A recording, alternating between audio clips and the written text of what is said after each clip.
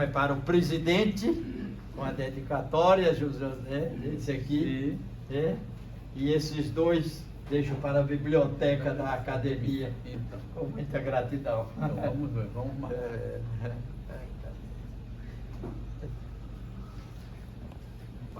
Olha, ainda essa homenagem aqui. Baixa um pouquinho para sair do rosto. Uma verdadeira aula de sabedoria, de amor, de solidariedade. Que bom. Tudo reunido através de uma palavra firme e concreta do professor Josué Melo. Eu quero anunciar aqui a presença do acadêmico José Dionísio Nóbrega, da Academia de Artes da Bahia. Ele ocupa a cadeira número 20.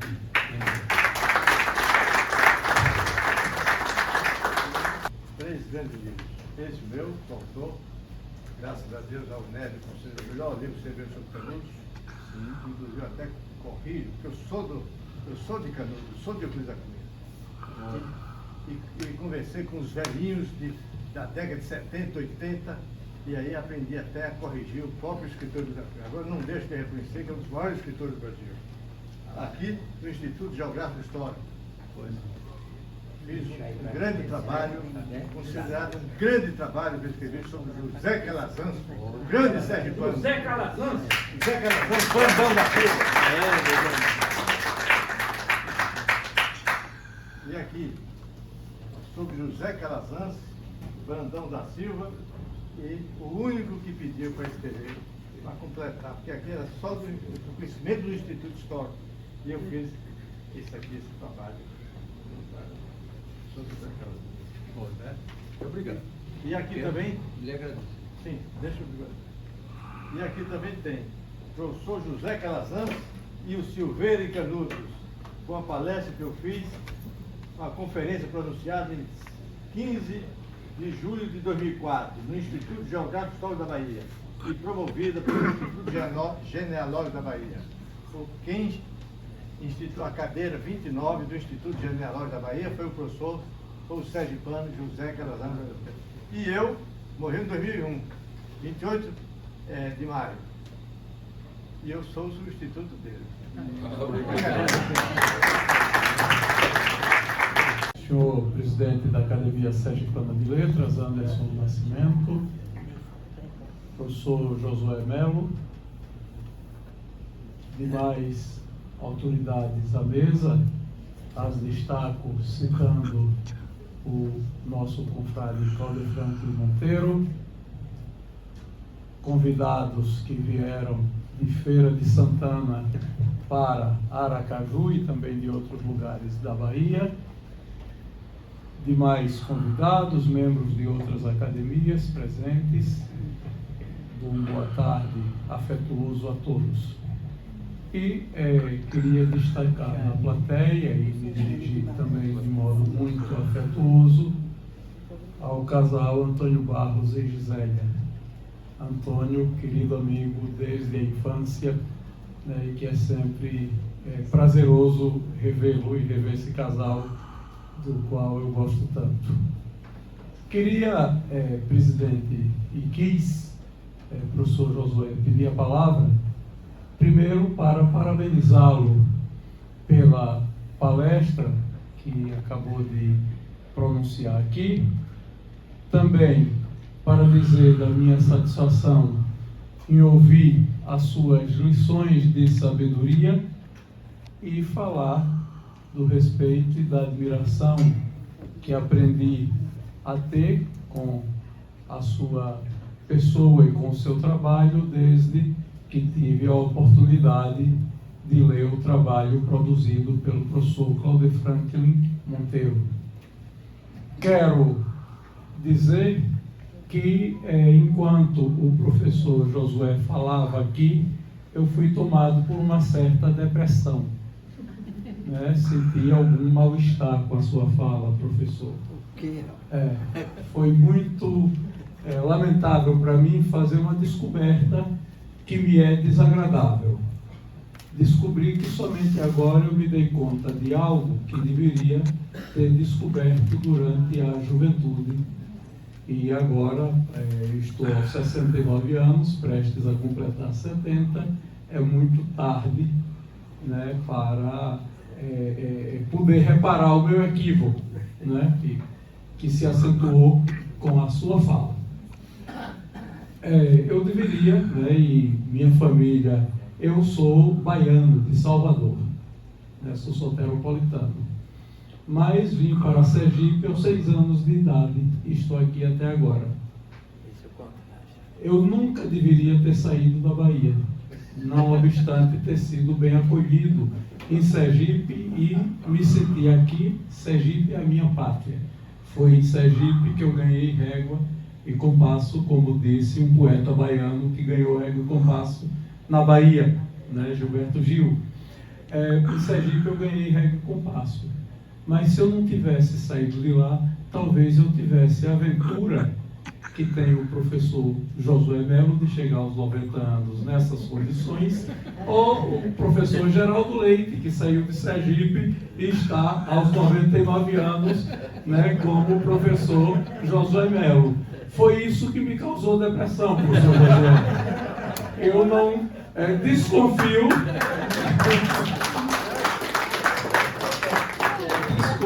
que não terei a aventura, né, que o senhor tem de ter essa vitalidade aos 90 anos e de ter a aventura que tem o professor Geraldo Leite, né? Não obstante, né, eu acho que ainda devo ponderar um ensinamento de George Bernard Shaw, que ao discutir com uma belíssima mulher que era apaixonada por ele, que pretendia casar com ele, muito feio, porém um homem brilhantíssimo, ela belíssima, porém parece que não se destacava pelo brilho da inteligência, né? E ela disse a ele que gostaria de casar com ele para ter um filho, porque sairia com a inteligência dele e a beleza dela, mas ele, que era um homem muito perspicaz, ponderou que a genética é imponderável e talvez pudesse dar o reverso. E aí não seria de todo agradável. Digo isto porque, né, a irmã mais velha da minha mãe, né, a tia Santaninha, completou no último sábado 105 anos de idade, né? Então eu posso ter geneticamente essa esperança, né? Todavia, lembrei ao mesmo tempo que minha mãe morreu aos 64 anos de idade, mais nova do que a idade que eu tenho agora. E outra vez lembrei que a genética é imponderável, né? Não sei que loteria dará no meu caso, né? Mas queria dizer que foi muito bom estar aqui na tarde de hoje, doutor Josué, né? Porque o que eu aprendi a seu respeito lendo o trabalho do professor Clover Franklin, pude confirmar, pude perceber que efetivamente Lagarto ofereceu à Bahia, né, um homem de brilho, um homem de muita inteligência, que marca a sua trajetória de vida por duas coisas extremamente importantes: a sua dedicação à fé, né, a sua dedicação ao cristianismo, né, como protestante que o senhor é, e também a sua dedicação à educação, né, pelo seu trabalho como professor, pelo seu trabalho como gestor da educação, que dirigiu com muito brilho a Universidade Estadual de Feira de Santana, pelo seu trabalho como intelectual da educação, que contribuiu nos oferecendo obras da maior importância. Receba o meu abraço fraterno, em meu nome pessoal, em nome da Academia Sergipana de Educação, e o nosso orgulho. Eu sou sergipano honorário, não sou nascido em Sergipe, mas me sinto culturalmente sergipano, e receba o abraço de um seu irmão sergipano que é baiano. Parabéns.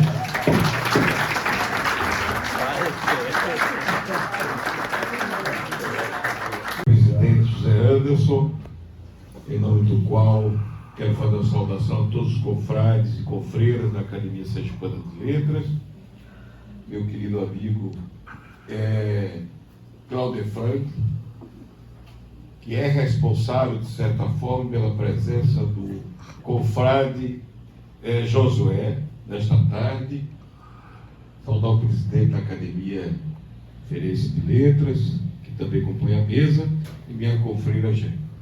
Confrades de outras academias, convidados, familiares de Josué, eu não poderia deixar nesta tarde de vir à tribuna com muita alegria, Josué, falar de uma coisa que cada vez mais precisamos repetir. No momento que o mundo atravessa tanta dificuldade, principalmente na questão da fraternidade que é necessária para que a gente consiga viver como uma grande família, uma única família, que é a família humana, a sua fala nesta tarde traduz talvez o maior sentimento daquilo que Cristo trouxe para nós, e que apesar de muita gente falar até em nome dele, faz o contrário. Você faz aqui, na verdade, um voto de fé naquilo que nós precisamos aprender a colocar em prática todos os dias. É dizer o sim todos os dias. Eu sou juiz de direito e agora sou juiz de família, e aqui, como não tem juiz de paz, eu celebro o casamento, né? O doutor foi meu professor, meu colega de magistratura, então eu celebro os casamentos. E eu geralmente digo às pessoas que estão lá que o casamento não começa exatamente ali na celebração. Nem começa na celebração e nem termina na celebração. Na verdade, ele começa todos os dias quando a gente acorda. Então, na verdade, você falava do sim, eu me lembrava dessa fala que eu uso das minhas celebrações quinzenalmente, quando eu caso as pessoas no fórum, e vejo que a sua preocupação em mostrar essa ligação do homem e da mulher como, na verdade, um verdadeiro sim. Um sim à criação como um todo e um sim à família fraterna que a gente espera que um dia aconteça. E quero lembrar do meu campo de pesquisa na área jurídica, que é o direito constitucional. Eu conversava outro dia com meu professor, meu amigo, nosso confrade Carlos Brito, que vem escrevendo sobre o direito constitucional da fraternidade, e dizíamos, num bate-papo bem formal, que enquanto a gente não entender o papel da fraternidade como um grande traço para levar a humanidade do ódio que está devastando países, mas devasta muito mais, muitas vezes, a família. Devasta muito mais irmãos, marido e mulher, né? Amigos. Então, dizer sim dentro dessa proposta que eu achei fantástica. A gente não precisa filosoficamente trabalhar com muitas categorias, mas essa categoria do sim à fraternidade que você trouxe, baseada, claro, na sua fé, mas também numa coisa que me toca como professor, que é exatamente a crença de que a educação transforma pessoas. Duas coisas transformam as pessoas, Josué: a fé, eu acredito muito nisso, e a educação. Eu hoje sou uma pessoa que estou aqui graças à fé também, e também à educação. Eu brinco que eu nasci já numa escola, na casa da minha avó, que era uma professora primária na capela. E de lá, não podia ser outra coisa, terminei sendo professor também. Mas, acima de tudo, ali eu aprendi duas coisas. A fé que minha avó tinha, intensa, católica, fervorosa, que convivia com os cristãos evangélicos, que era amiga e compartilhava também dessa fé, que a fé em Cristo não pode ser dividida. Acho que a fé em Cristo é para todos os cristãos. É uma tristeza quando eu vejo Jerusalém ser dividida, quando todos tinham o mesmo sentido, a mesma direção, e todos parecem não entender o sim para o qual Jesus Cristo veio nos dizer e nos deixar como um testemunho com o seu sacrifício de fé.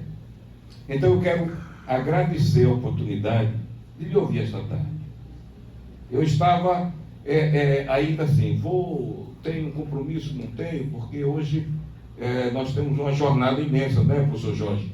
Temos o Rotary, o almoço do Rotary, e hoje não teve, mas parece que Deus nos guiou. Tanto é que almoçamos juntos, eu e o Jorge, né? E um pastor evangélico também, né? Pastor Nicodemos, e a nossa profeira Esté, esposa do Jorge, que é também da Sociedade Bíblica Brasileira. E hoje a gente está aqui à tarde, logo depois, para ouvir a sua fala. Não tínhamos combinado nada, eu nem sabia o contexto da fala, mas parece que diz, tem horas que a gente só precisa se entregar ao sim. Não precisa botar nada na gente. Parabéns. Muito obrigado.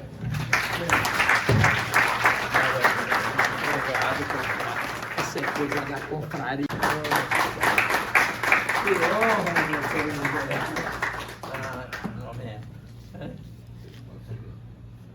Que honra levar isso aqui para minha. Boa tarde a todos. Boa tarde, senhor presidente. Boa tarde, Cláudia Franca, que trouxe o professor Josué. Senhores aqui presentes, senhoras. Eu primeiro fiquei admirado, depois que eu fiquei sabendo da idade do senhor, 90 anos, eu pensei que era um senhor de 70 anos. Né? E o doutor Anderson fez uma introdução que merece uma consideração. Eu nasci em um povoado chamado Alagadiço, que é um conterrâneo aqui, o Bezerra, né? Que, obviamente, a gente gostaria de ter nascido em um lugar que não tivesse tanto cangaceiro, invadiram Alagadiço 4 vezes. Queria que lá tivesse passado Tobias Barreto, Silvio Romero, mas a vida me traz essa circunstância, né? Que a gente aprende a viver e do nada a gente sobrevive. E a palestra do senhor foi muito entusiasmo, de uma eloquência, de uma alegria no coração, e eu percebi algo que falou mais alto, que é o sentido da vida. Mas o que será o sentido da vida? Segundo as palavras que ouvi do Senhor. Doutor Anderson, reza a lenda que um jovem grego procurou o sentido da vida. E procurou o mestre, querendo a vida eterna. Imagine, a vida eterna. Vai chegar nos 90 anos do Senhor. Vamos lá, que eu tenho essa explicação para dar. E o mestre disse, olha, quem pode dar a vida eterna a você é o oráculo de Delfos.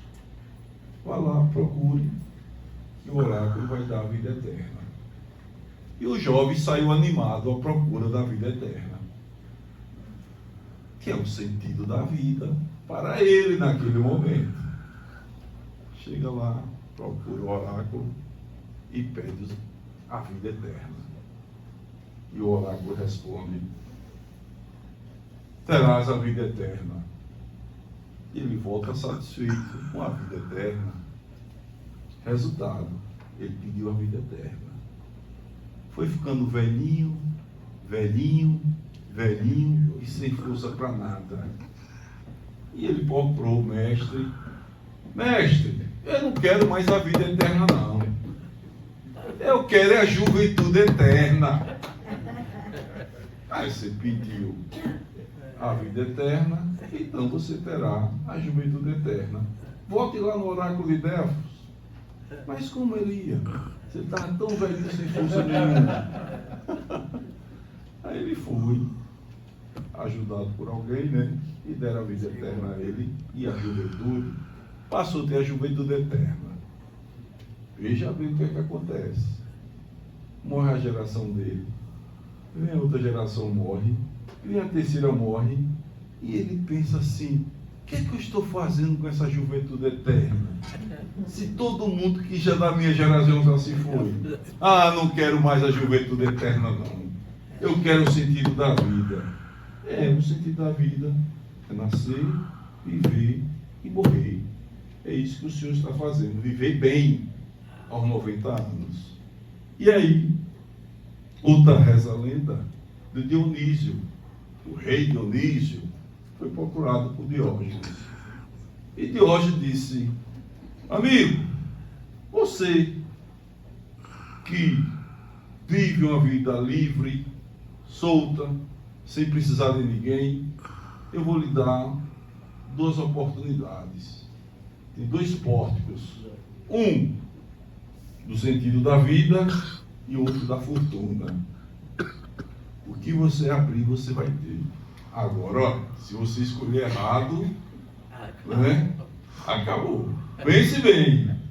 Diógenes inteligente disse: não, eu não quero isso.